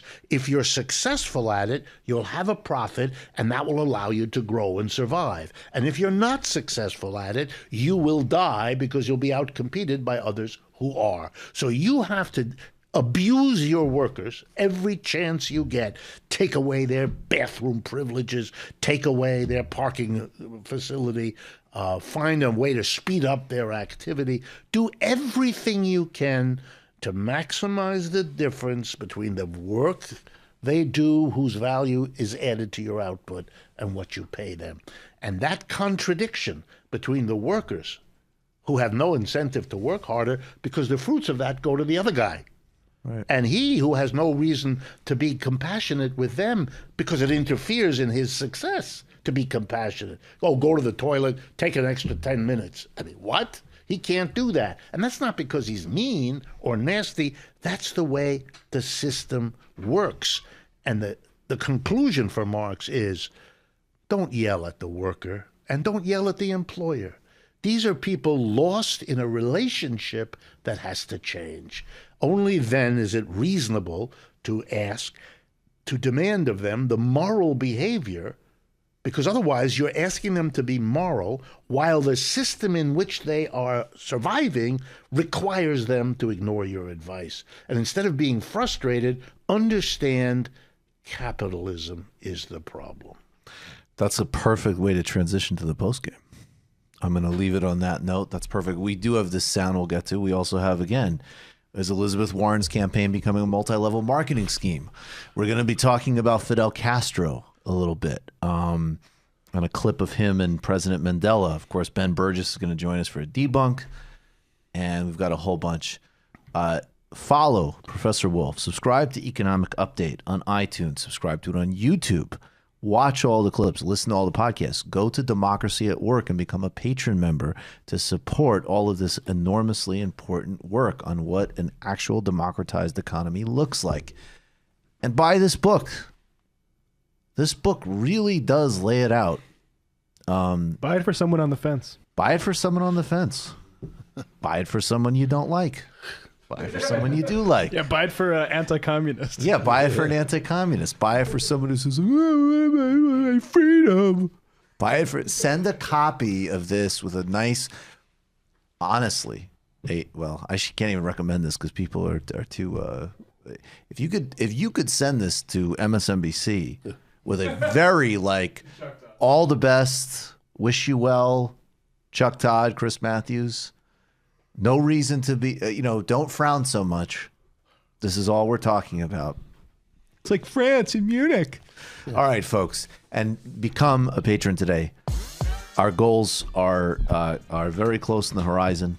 You're part of it. We're excited about this. We appreciate all of you. Patreon.com/TMBS. Come see us live in Austin, April 3rd. Patrons tomorrow are going to get the inside track on our Boston live show.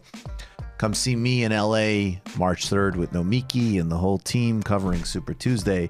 This Sunday in Boston with Daniel Denver and Brianna Joy Gray, podcasting for Bernie and then canvassing. And tomorrow on WBAI with the great Milton Alamati. See you guys in the postgame.